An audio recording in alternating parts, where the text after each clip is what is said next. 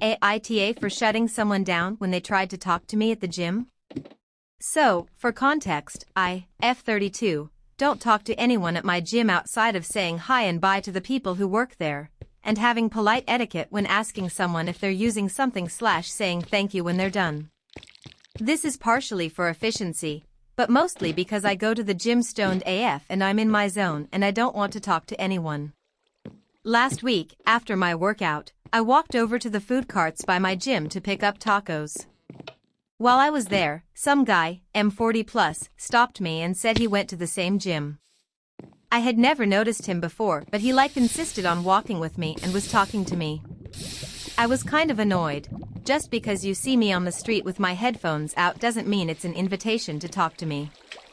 I made small talk and tried to be polite. Got out as quick as I could. So the other day, when I'm at the gym foam rolling out with my headphones in, this guy just beelines to me while I'm trying to avoid eye contact, and squats down next to me to say hi and give me a fist bump. I give him a quick heads up, acknowledge him, but ignore the fist bump. Avoid eye contact the rest of the time I'm there. And then today, this guy comes into the gym and sees me. I immediately avoid eye contact and he doesn't come up to me, so I think he gets the picture. But then, when I'm doing leg lifts, he comes over and tries to give me a fist bump. So I take out my headphone and I say, "Look man, I don't want to do this. I'm here to work out, I'm not here to make friends. I don't want to talk to you, okay?" And he starts to say, "I was just saying hi." And I respond with, "Yeah, I get it. Please don't." And put my headphone back in and kept working out. I realize anyone who saw this probably thought I was a giant AH. But, I don't think someone's need for connection overrides my need to have a good workout. So, AITA? Update. For people saying this would have been different if he was an attractive guy. I stumble and get awkward no matter who it is if the conversation needs to go beyond more than a single question and response.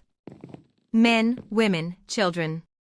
This isn't a want it or don't want it situation as much as it's a I'm not in a headspace where I can have human conversation.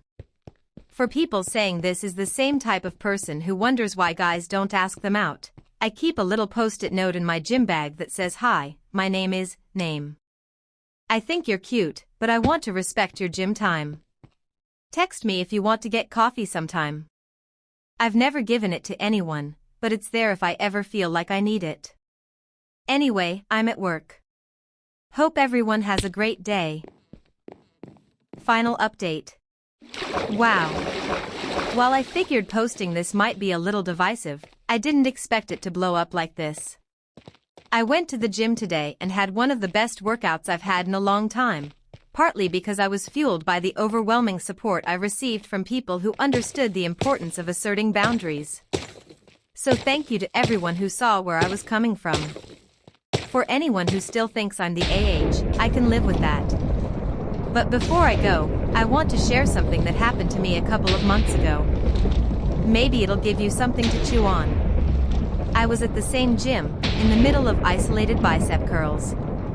End of the rep, second to last set to failure. I was slowing the movement, fully concentrated, eyes closed.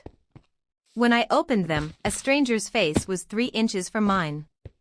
Startled, I set the weight down and looked over to see a plump, middle-aged man in a baseball cap. I took out one of my headphones, still in shock, and all I could say was, "What the F***?" He then grabbed my arms and forced them back onto the machine's handles, saying one more. I pulled away and snapped, "Who the F*** do you think you are?" His face fell as he muttered, "I was just admiring your work." I told him, "I'm in the middle of a F***ing set." He got defensive, saying, "Actually, I wanted to use that." I replied, "You can use it when I'm not in the middle of a set." He rolled his eyes and walked off. I was left shaking.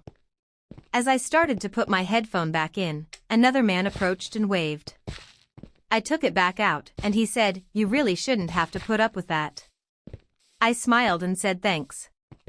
He walked away. I got back to my set.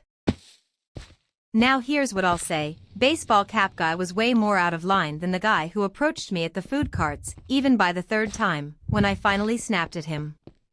I reported that incident to the gym manager. They took it seriously, walked through the whole event with me, and I gave the best description I could. I haven't seen that man since. Whether he was banned or just stopped showing up, I don't know. As for the guy from the food carts, he hasn't approached me again. We've been in the same space at the gym a couple times, but I'm very good at pretending people don't exist during workouts.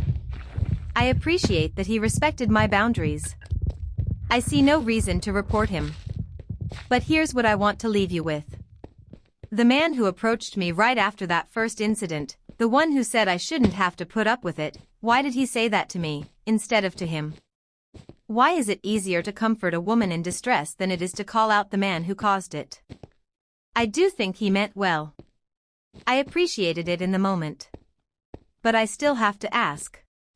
When given the choice between verbally comforting a woman and actually intervening, why do so many men choose comfort over protection? Why is it harder to confront predatory behavior than it is to empathize with its aftermath? That's all I have to say. This will be my final update.